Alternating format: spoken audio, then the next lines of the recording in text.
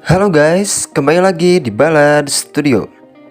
Di video kali ini saya akan menjelaskan alur cerita dari sebuah film yang berjudul The Cobbler. Film ini rilis pada tahun 2014. Sebelum lanjut ke alur ceritanya, jangan lupa untuk like, subscribe, dan nyalakan lonceng notifikasinya agar kalian mendapatkan notifikasi video-video terbaru dari Balad Studio.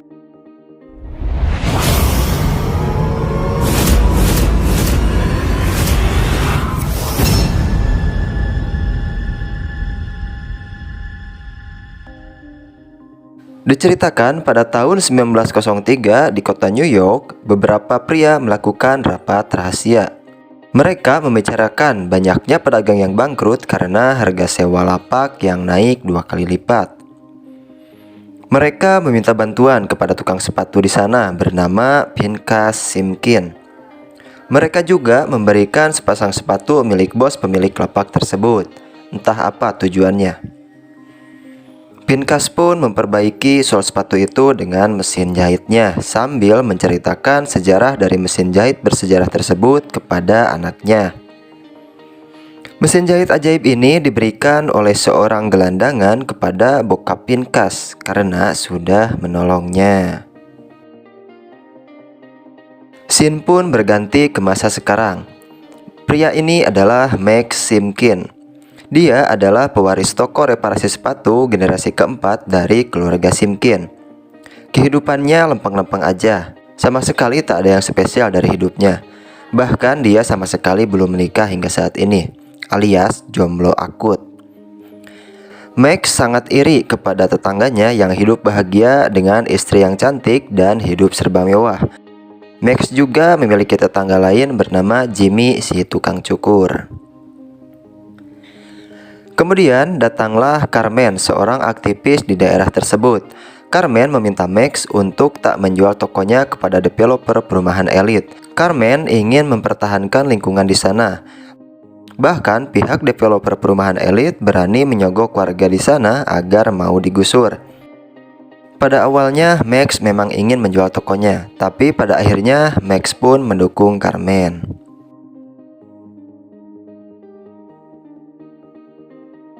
Malam harinya, Max pulang ke rumahnya. Dia tinggal bersama nyokapnya bernama Sarah. Nyokapnya sudah agak pikun dan Max lah yang selalu memenuhi kebutuhan nyokapnya. Sedangkan bokapnya Max telah lama pergi dan tak pernah ada kabar.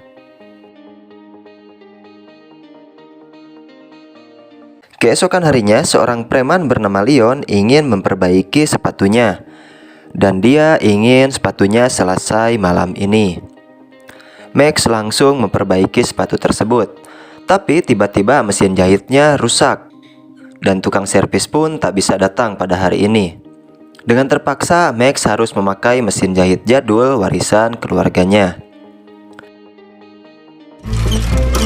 Begitu selesai, Max mulai bete menunggu Leon yang katanya mau mengambil sepatu malam ini. Untuk mengusir rasa betenya, Max iseng-iseng mencoba sepatu mahal milik Leon. Tapi tiba-tiba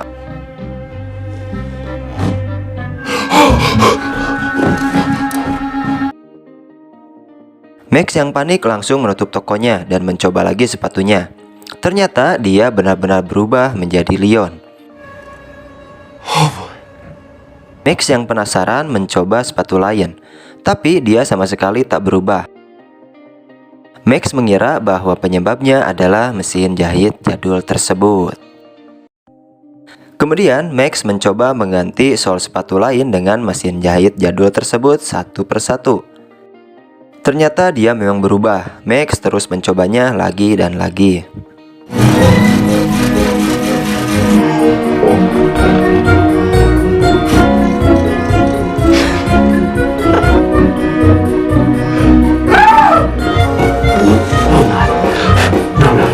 Keesokan harinya, Max yang telah berubah menjadi orang lain mencoba menghampiri Jimmy. Ternyata Jimmy sama sekali tak mengenalinya. Sekarang Max bisa berubah menjadi siapapun. Dia pun memanfaatkan hal itu untuk bersenang-senang. Mulai dari makan enak tanpa bayar hingga mencuri sepatu sultan untuk mencoba mobil mewahnya.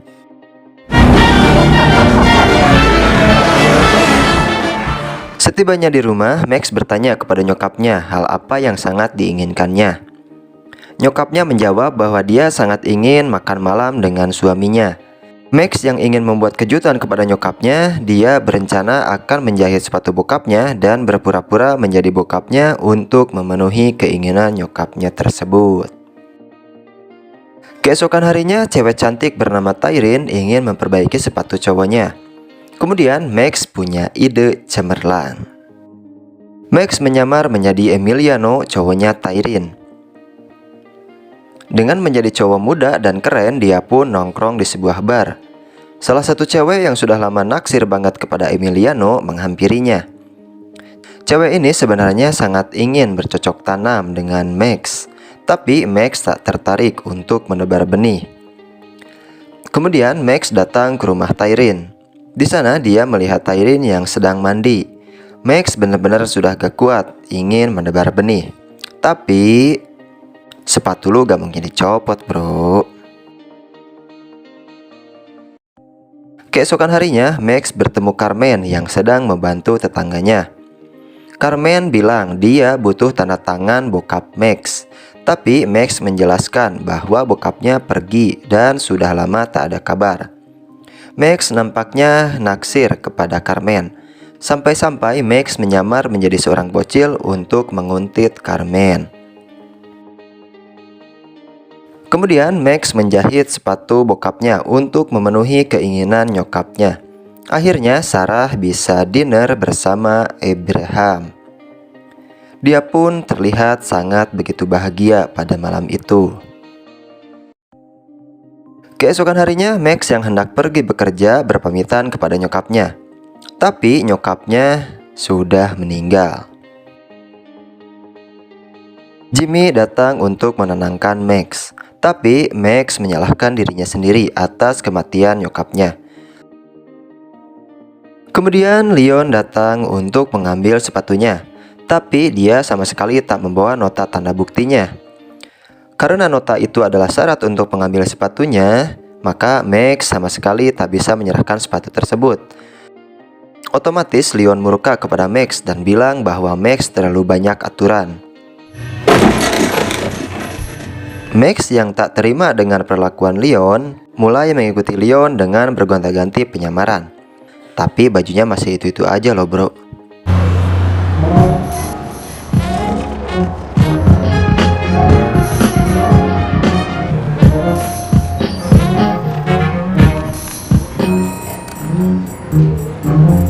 Max yang sudah tahu rumah Leon berniat untuk mencuri jam tangan mewahnya agar bisa membeli batu nisan yang bagus untuk nyokapnya. Tapi dia malah main-main sama barang-barang Leon.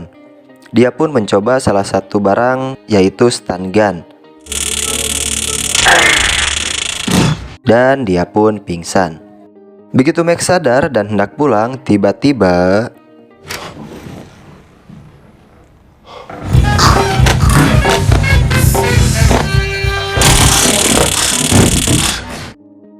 Max bertanya di mana Leon menyimpan jam tangannya. Leon akhirnya buka mulut setelah Max berubah menjadi seorang bencong. Kemudian anak buah Leon datang.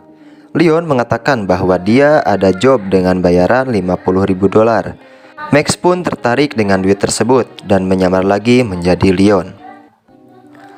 Dia diantar ke sebuah tempat di mana pria bernama Patrick akan dibunuh karena telah berani mencuri dari mereka. Max sama sekali gak berani membiarkan dia mati gitu aja. Max pun memutuskan untuk melepaskannya dan menyuruhnya berjanji agar tak mengulanginya lagi. Lalu Max pergi ke rumah Greenwood. Dia diberi setengah jumlah uang dari kesepakatan. Sedangkan sisanya lagi akan dibayar setelah tugasnya selesai. Max pun kembali ke rumah Leon. Tapi Leon sudah bebas dari ikatannya. Max akan dibunuh. Tapi Leon kaget ketika sepatu Max terlepas. Leon pun tewas. Max yang panik langsung pulang dan tertidur. Pagi harinya, Max pergi ke kantor polisi untuk mengakui kejadian semalam. Tapi ketika mereka sampai di TKP, bukti serta mayat Leon telah hilang. Dan tiba-tiba sudah ada barang-barang milik Max beserta uang dan jam tangan Leon di tokonya. Max benar-benar kebingungan apa yang sebenarnya telah terjadi. Jimmy pun mengkhawatirkan Max yang sering menghilang dan bersikap aneh akhir-akhir ini. Jimmy mengatakan bahwa dulu bokapnya juga bertingkah sangat aneh hingga akhirnya dia menghilang. Bokapnya ternyata pernah bermasalah dengan orang-orang jahat yang membuat dirinya harus pergi jauh seolah-olah sudah mati. Jika ketahuan masih hidup, maka Max dan Sarah akan dalam bahaya. Max pun sangat murka karena selama ini Jimmy telah merahasiakan hal tersebut dan selalu mencampuri urusannya. Dengan menyamar jadi bencong, Max mengembalikan uang Greenewald. Max pura-pura diperintah oleh Leon dan tak tahu keberadaannya. Greenewald tak peduli dengan alasan Max dan tugas harus tetap diselesaikan. Karena Max sudah terlanjur mengetahui masalah ini, dia pun akhirnya ditangkap. Begitu Max sadar, dia berhasil kabur dengan memakai sepatu orang yang sudah mati. Max memutuskan tidak akan pernah menggunakan mesin jahit ajaib tersebut. Max meminta maaf kepada Jimmy atas kejadian kemarin. Begitu pula dengan Jimmy yang telah menyimpan rahasia bokapnya Max. Max teringat selembaran yang diberikan Carmen bahwa orang yang bernama Solomon masih bertahan di rusun Grand Street. Solomon adalah satu-satunya orang yang tak menjual rumahnya kepada Greenewald. Padahal anak buah Greenewald berencana akan membakar rusun tersebut nanti malam. Max langsung menceritakan hal tersebut kepada Carmen. Kemudian Max menceritakan rencana Greenewald kepada Solomon. Tapi Solomon akan tetap tinggal karena banyak kenangan di rumahnya. Max pun punya ide brilian. Rencana Max dimulai. Max menyamar menjadi Solomon dan meminta duit $100.000 serta tiket ke Chicago untuk menemui putrinya. Dia berjanji akan langsung keluar dari rusun tersebut. Greenewald pun setuju. Kemudian duit itu diantar dua anak buahnya, Brian dan Jeffrey. Setelah kesepakatan tercapai, sepatu mereka telah dicuri. Max yang sudah menyamar menjadi Jeffrey mengabari Greenewald bahwa Solomon telah keluar dari sana. Lalu Max menyamar menjadi Leon untuk memancing Jeffrey asli yang sedang berjaga agar mengikuti dirinya. Tapi di sana Max telah berubah menjadi Brian.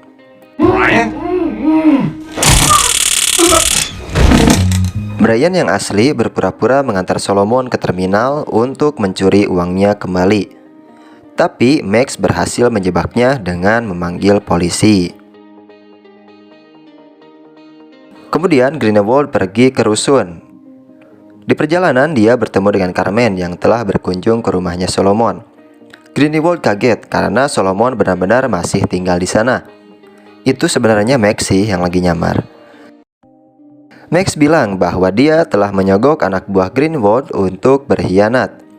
Greenewald yang murka karena dipermainkan langsung mengancam akan membakar rusun tersebut bersama Solomon dan membunuh putrinya di Chicago. Tapi dia telah dijebak. Hello, Mrs. Greenewald. Dan threatened to kill Mr. Solomon and then threatened to kill his daughter in Chicago. Dan Greenewald pun dipenjara. Carmen datang ke toko Max untuk memperbaiki sepatunya, sekaligus penasaran dengan apa yang telah dilakukan Max hingga bisa memenjarakan Greenewald.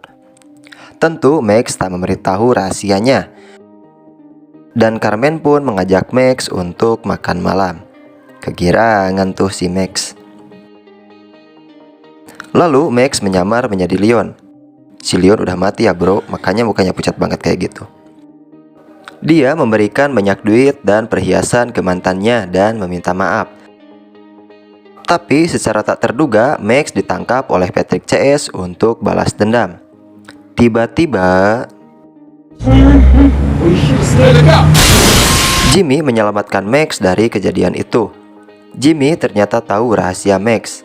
Dia juga yang membantu Max menyembunyikan mayat Leon. Dan ternyata